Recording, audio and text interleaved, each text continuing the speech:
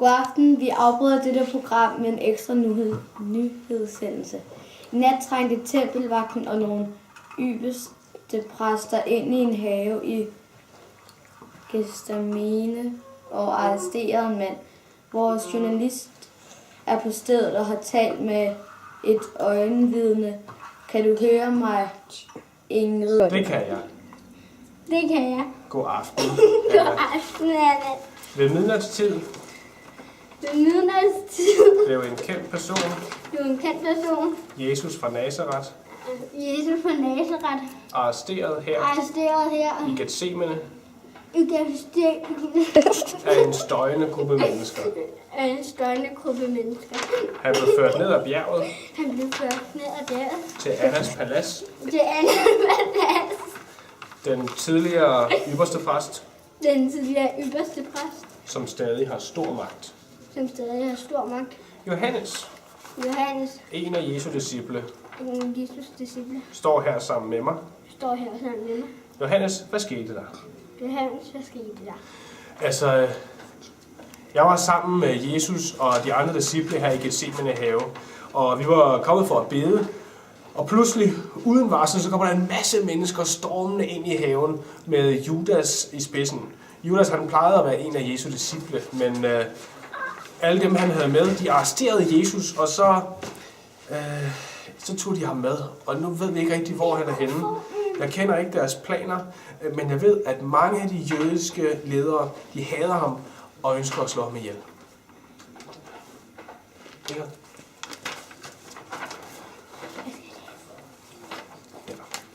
Kun det? Ja. Okay. Du skal ikke med.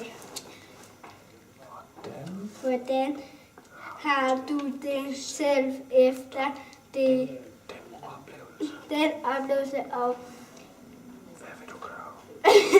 gøre? Jeg er bange. Måske så vil de også arrestere Jesu disciple, måske vil de arrestere mig.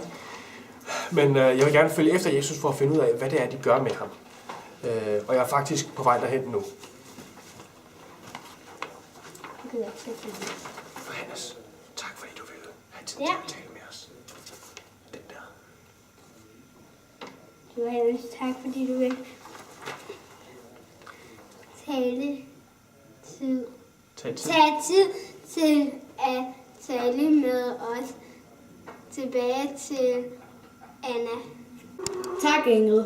Vi har fået andre rapporter, der fortæller, at Jesus og de, som arresterer ham i øjeblikket, befinder sig i ypperstepræsten Kajfas palads. Denne jødiske leder har gjort det klart, at han ikke anerkender Jesus fra Galilea. Lad os stille om til Kajfas palads, hvor en anden af vores medarbejdere står. Jeg synes, jeg har nogle lyde herovre. God aften. Her i Kajfas palads er der en masse larm og forvirring.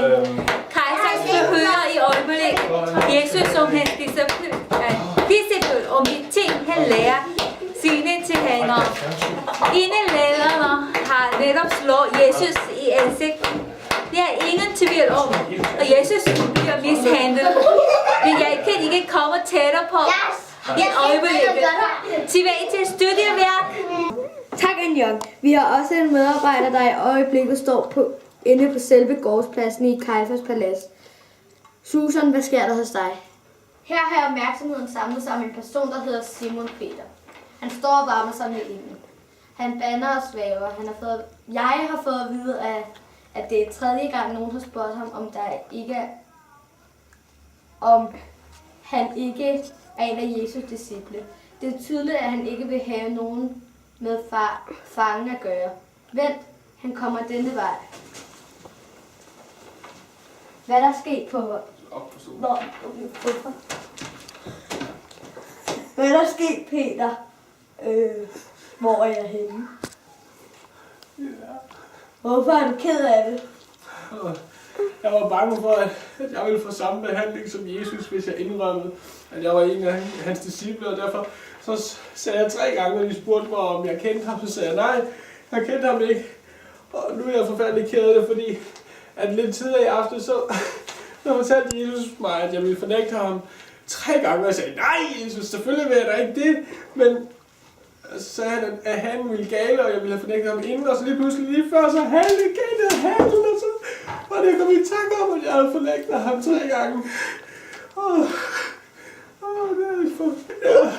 Jeg har aldrig fornægtet den bedste ven, jeg nogensinde kunne få. Så man kan se, at Peter er helt ude af sig selv. Tilbage til studiet. Tak, Susan. Lad os finde tilbage til Kajfas retssal og høre, hvordan det går der. En Jørgen kan høre os.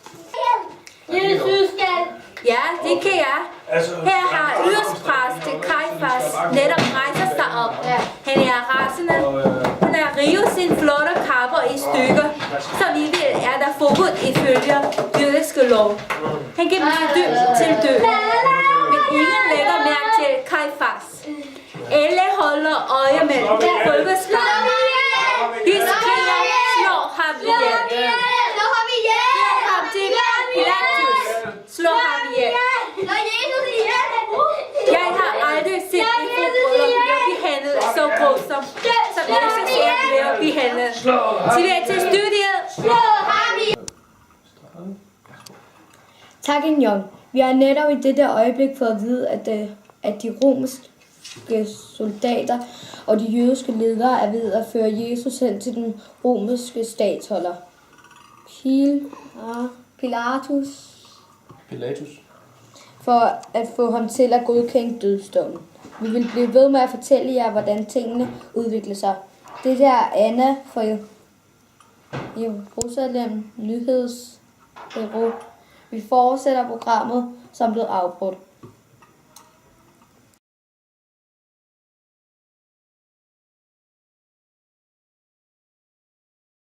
Ja.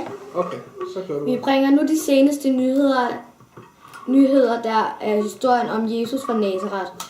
Efter at have forhørt Jesus, kom Pilatus til det resultat, at Jesus er uskyldig i alle anklager. Pilatus sendte Jesus videre til en kong Herodes, og Herodes har netop sendt Jesus tilbage til Pilatus. Lad os høre fra vores journalist, der står i Pilatus retssag. Okay. Vi er på fjernsyn nu. Okay. Det er helt klart, at Pilatus er sur over, at Herodes har sendt ham tilbage til ham. Så her ved siden af mig står Julius, og Julius, hun er en af de romerske soldater, som hjalp med at holde ro og orden, dengang at der var vildt meget larm herinde. Officer Julius, hvad kan du fortælle om det, du har oplevet i dag? Den Hob. var, er Værre. en Vilde dyr. Tag på tøjet, officer Julius. Så jeg har man lige på fjernsyn. Okay, vi kører videre. hvor er noget til? Nej, Florian, nej. Pilatus ønsker ikke, at Jesus skal dø. Ingen kan bevise, at han er skyldig. Alle historierne, man fortæller om ham, passer ikke nu. Er det Pilatus, der skal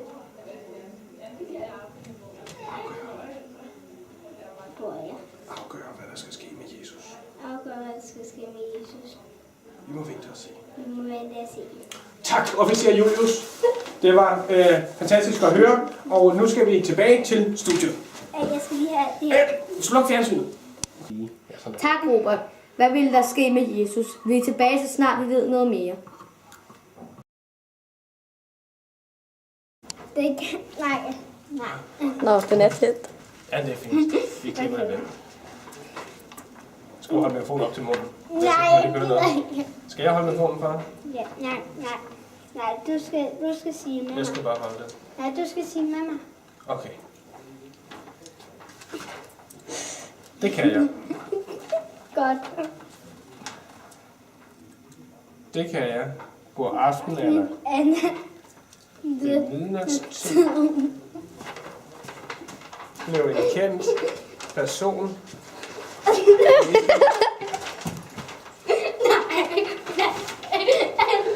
Kom nu her, Ingrid. Du kan godt ikke. Skal du stå bag ved mig? Ja. Altså der kommer prutter ud, så det er ikke så godt at stå bagved. Så. Hvad siger du? Det ved jeg ikke.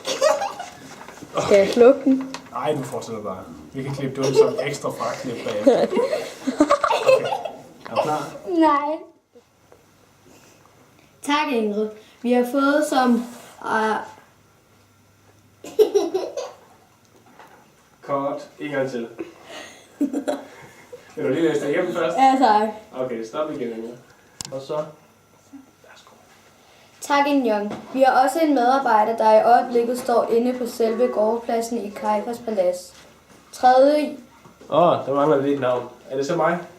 Hvad siger Robert? Robert, hvad sker der hos dig?